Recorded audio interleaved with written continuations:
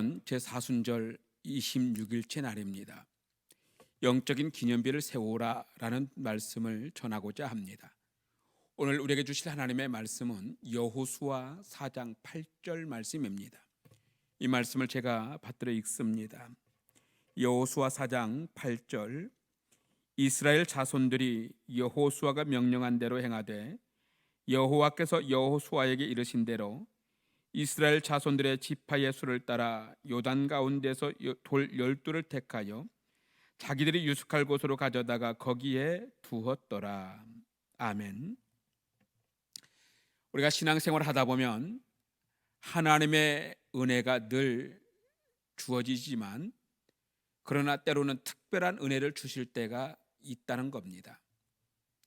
어려운 문제를 해결해 주셨다든지 육체적 질병에서 고쳐주시고 치료해 주셨다든지 특별한 체험으로 만나 주셨다든지 하는 경우들을 우리는 경험하기도 합니다. 그럴 때 그런 은혜를 잊어버리지 말고 잘 기억하고 간직하는 것은 매우 중요한 신앙의 은혜입니다. 왜냐하면 앞으로 살아가는 여정에서 이런저런 일을 만날 때 그때의 기억은 믿음을 더해주고 더욱 하나님을 의지할 수 있는 강력한 힘이 되기 때문에 그렇습니다. 오늘 성경에도 하나님은 이스라엘 백성들이 가나안 땅에 들어가기 위해 넘실거리는 요단강 앞에 섰을 때 그 강물을 기적적으로 막아서 마른 땅같이 백성을 건너게 하셨습니다.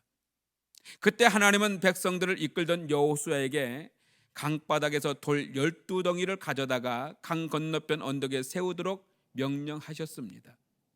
이것은 하나님이 그들에게 어떤 기적을 베풀어 주셨는지 기억하게 하고 또 후대 백성들도 하나님이 선조들에게 어떤 기적을 베풀어 주셨는지 알게 하기 위함이었습니다.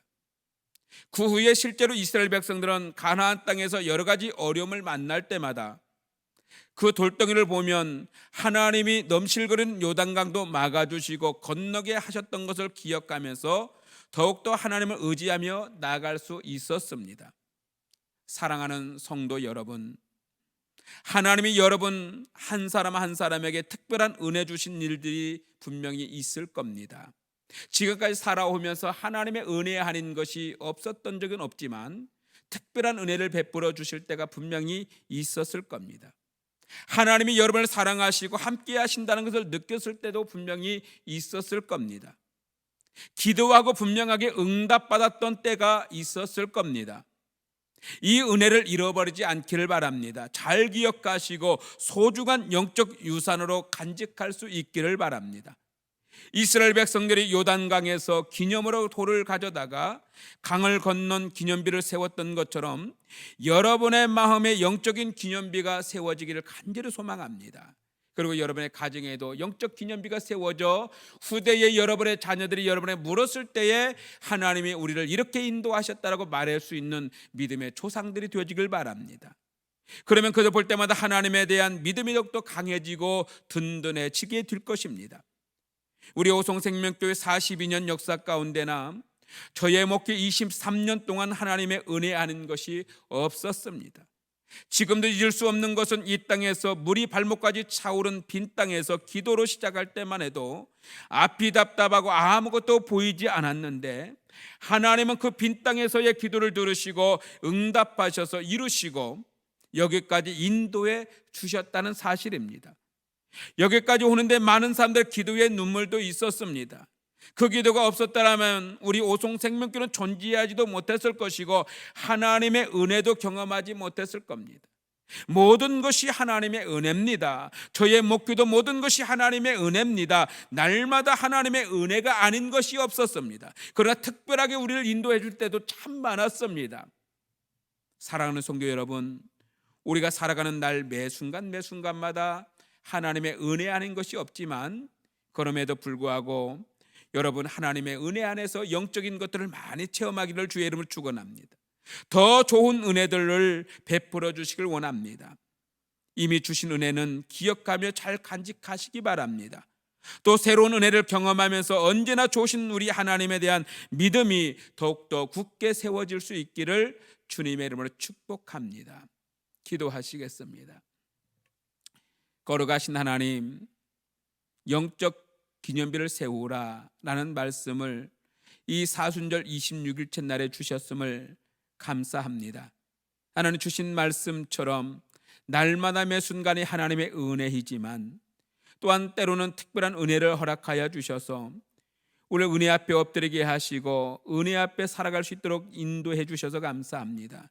하나님, 우리가 그러함에도 불구하고 그 하나님의 크시고 놀라우신 은혜를 잃어버리고 배운 망덕하게 살았던 죄악된 것을 용서해 주시고 매 순간마다 하나님의 인도하심과 은혜 주심을 기억하며 기념비를 세울 수 있는, 영적 기념비를 세울 수 있는 믿음의 은혜를 더해 주옵소서.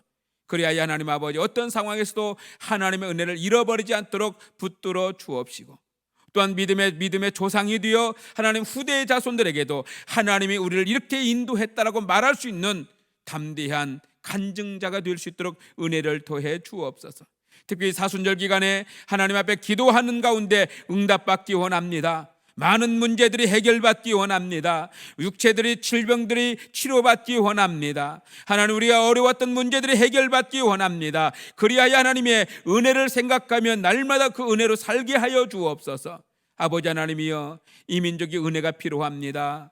이 나라의 많은 전염병으로 인하여 아버지 많은 갈등도 또 문제도 또 두려움도 있습니다.